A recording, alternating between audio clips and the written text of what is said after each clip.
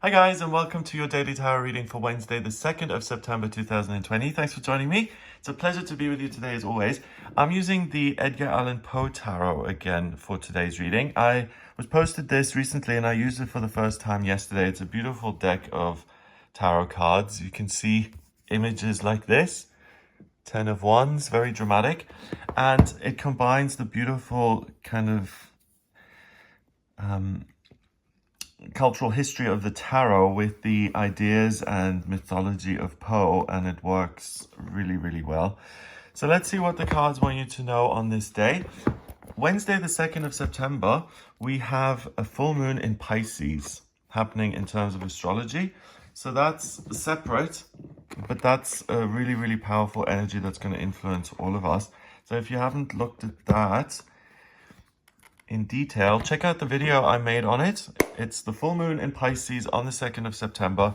It has a really powerful effect and influence on all of us. So check out what that's going to be like. And the cards are going to tell us what the day is about. So Wednesday the 2nd, including the astrology, the full moon, everything that's going on. What do the cards want us to know for the day, and how can we make the most of it and succeed and have a wonderful time? What do we need to be aware of? What can the tarot tell us, basically? First card, the Three of Cups. Fabulous. The Ace of Cups. Oh, wow. And a full moon. That is amazing. That is so amazing. You see, the tarot always picks up on everything. And it puts it in its own special language, which is why the tarot is, as far as divination systems go, has got a very special place in my heart. I just absolutely love it. Finally, we have the Magician. So we've got a Major Arcana card. We've got an Ace card, Gift from the Universe, and then we have a Minor Arcana card. All right.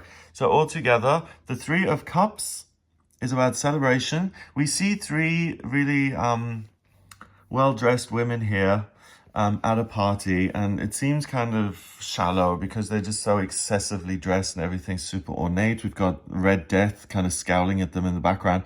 So again, this is that party, I think, that comes up in one of the stories, and it kind of puts a negative spin on these women because the Three of Cups is really genuine friendship. It's not about, oh, you're wearing the latest fashion, it's not Mean Girls, you know, you're wearing a great dress, you can sit with us, you're not wearing a great dress, get lost.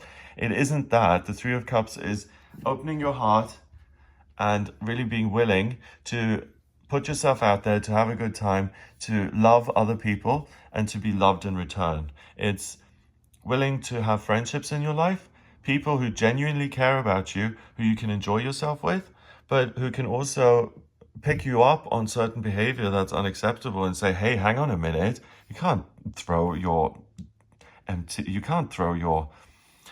glass out the window, you'll hurt someone. And you take that on board and you listen and you stop behavior that's negative, because it's about a community, it's about being friends and sharing values and beliefs. And we all have those, you know, like the example with a glass. If you're going out to a restaurant, the three of you, and one of the people starts screaming at the top of their head, irritating everyone else, then that's not something you can do. And the other two friends would then probably pull the other one back and say, you know, calm down. And you can only be friends with people who don't constantly step outside of that norm. That's what I'm picking up with this card anyway. This kind of information never comes up with the regular Three of Cups. It's about new beginnings. It's about having fun with friends. Here, it's much more complicated. And it's looking beyond all the details and really reminding yourself that these are people you care about. And regardless of how they're dressed or where you are, they're not representatives of an ideology or society or culture. So make sure that you don't get confused today between your real friends and people's political views and views about religion and marriage and what society thinks, values about having children at certain ages in life. What you're able to do today is you're really able to look at who your society friends are and who you feel obligated to connect with. So going to the boss's dinner party with your partner and bringing a bottle of whiskey as a Christmas present. Or let's say there's a celebrity in town and they're doing some sort of a talk and you decide to go there, and people are there who go and see every speaker who arrives, not because they're interested in the speakers, but because that's what you do in this society. And if you want to be seen, that's where you go. It's like people who go to church on Sunday morning, you know? And I think those poor people have been maligned as well. Like, if you watch those TV shows back in the day, like Little House on the Prairie, they always went to church every Sunday morning. And it wasn't to keep up appearances, it was to worship in a community of people who you want to be close to because they run the shop and they're your neighbors, and it's about human beings being together in earnest. And today, you're really able to differentiate between who is going to be your friend in 5-10 years. Who's your friend because you have a shared addiction? So you're friends because you drink together at the pub and you see each other every night, and that's why you've built some sort of a relationship. And the people who are really there for you, the people you can rely on, the people you can trust, the people who are going to be there even when you gain 300 pounds or you lose 300 pounds or you move to another city and you stay in touch. Sorry, that just reminded me of someone I was friends with, and I got in touch with her and said, hey, why haven't we heard from each other? And it was like, oh, it's because we lost touch. Like, that's a real thing. Well, we lost touch because you stopped, you never responded to an email or a phone call. So it wasn't like this gradual magical thing that happens. It's because you wanted it. So you're able to look at your friendships and really see what's worth keeping and what isn't.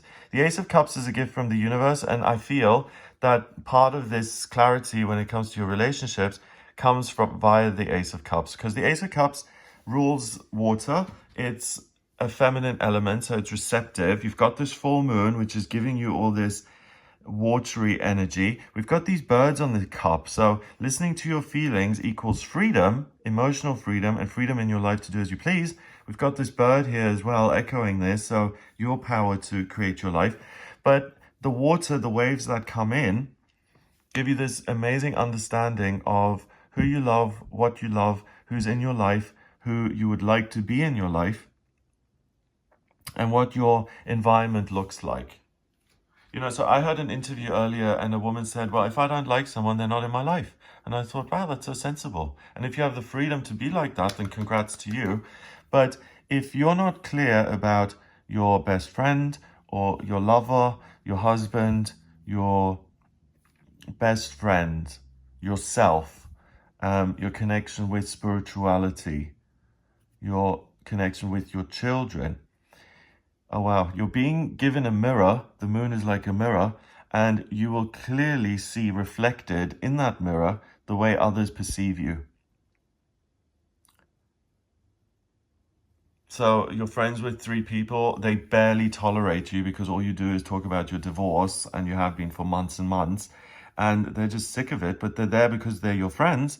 You go into that today, you see that you're really stretching their patience to the very limit, but that these are people who are your genuine friends, because even though you've just contributed venting to the discussion in the last few months, they're still there for you.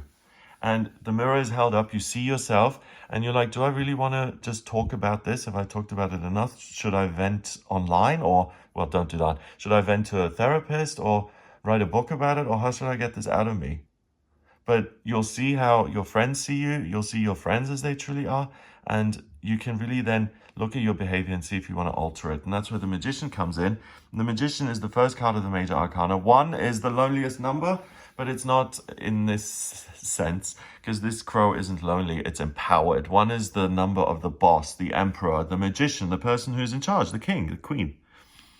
And you've got all the elements there, and the Magician is eternally on top of these elements, which means that the spiritual truth matters, and that is all then translated into the physical earthy realm through the Magician, and what you believe internally and what you want to do internally is going to be reflected in your outside world. So I'm single, okay? So if I decide I don't want to be single and I want a certain guy in my life, then the wheels are going to start turning. I close my eyes and I see the perfect guy in my mind's eye. So he's taller than me, so he must be like 6'6". He's got brown curly hair. He's kind, lovely, successful, independent man who thinks for himself, and he starts to kind of form in my mind's eye. So now I've got this image in my mind. It's got nothing to do with reality. But in spiritual truth, I've decided that that kind of person would make me feel loved and warm and comfortable, because just by summoning the image in my mind's eye, it makes me feel all of those things. Warm and comfortable and interested and attracted. And if I keep that in my mind's eye, that's what I'm going to manifest, especially on a day like today. So if the world reflects your ideal partner to you because you meet the ideal partner and you suddenly see this person you've been manifesting or working on in your mind's eye, or someone completely out of the blue comes along. So it could be that in my case, I've been manifesting this ideal relationship, but today the world surprises me and I'm out and about and someone completely unexpected comes along who delights me even more than I could have ever imagined. So I've been manifesting a guy with curly hair. It could be that this guy from, I don't know, let's say Jamaica comes along and he is just much better looking than I could have ever imagined and kinder, and he's interested in a whole different kind of culture and spirituality than I've ever come across, and it's super interesting and it opens a whole vista that I could have never imagined. That's the way the Ace of Cups gives me an emotional gift, by bringing something into my life and into your life that's completely unexpected and new. So this gift works in several different layers and ways and dimensions. So either you realize who you are in your relationships because they mirror you back and you're able to change that, or you're able to start a new relationship. Friends mirror who you are, yep, and you're able to change that. You have someone totally new come into your life or your friendship group and become a friend or a partner. You decide to meditate. You've never got it right until today, but today the tide kind of comes in, something clicks, you connect to your spiritual friends, and it's because you've taken the initiative, you've made the effort. Past relationship, a past partner comes into your life. You get to decide whether they're good for you or not good for you. Let's say the love is still there, but the mirror is held up and you realize that this person actually isn't good for you, and you decide to make sure the two of you continue to go your separate ways. The center of the reading is the Ace of Cups. So the fundamental theme of the day is that you're given a gift from the universe. It's water, so it's going to be a spiritual gift or a gift when it comes to your love life. And that's done in two ways. Either it just shows up and surprises you, and it just pops up into your life, or something becomes reflective and you begin to understand it on an emotional level, and that's why you're able to make a decision about it moving forward. So you really get everything that you ever wanted when it comes to relationships. You get a chance, a new beginning, a new opportunity when it comes to love and all types of relationships in your life, and you're able to really bring magic into your relationships on this day to make your everyday experience full of love. Number-wise, we've got 3, an ace card which counts as 1, so 3 and 1 is 4, and then another one which is 5, and 5 in numerology is freedom. It's like this rim on the cup, these birds flying off and representing liberation and freedom, and like you can circle the whole world and nothing is too big or too expansive for you. You're free. You're free to love yourself, to love other people, to love your life, and to make it the way you want it to be. I don't want to get super cliched, but your life has been given to you. You don't know when it runs out. It's your life, and you have so many options in terms of what you want it to be.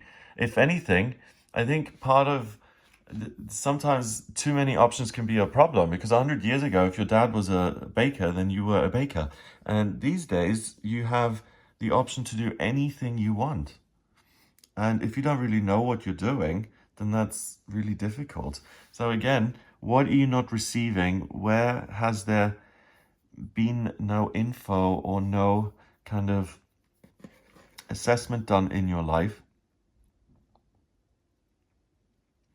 where you're not enjoying freedom the way you could? And that comes in today, and it just opens your life and it makes it bigger. So a good affirmation for the day would be, I am open and receptive to all good, or thank you for sending me all good things.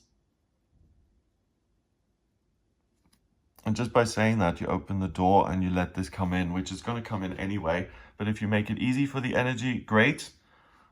It'll work even better. But if you resist it and you put all sorts of blocks in place, then you're just wasting your time, really. So accept what is. Feel your feelings today. Don't be afraid. No skeletons are coming out of the closet here. Just thank you for the good things in my life and watch them manifest and kind of rise out of the water here during the day to the point where you can make a decision. So everything is given to you. You don't have to go out and get and do and grab. It's given to you as a gift. So have a lovely day. If you'd like a personal reading with me, please get in touch via my website. It's gregoryscott.com. Click on the button on the front page to order your reading with me. In my personal readings, I use the tarot, astrology, numerology, as well as my intuition, and I can answer any questions you have. So if you're wondering about your life purpose or vocational aptitudes or moving, selling, buying, love life, strengths, weaknesses, anything at all, get in touch with me via the website gregoryscott.com. To order your reading, please click the like button on this video, give it a thumbs up, hit subscribe, and share the video online. Have an amazing day, and I'll speak to you tomorrow.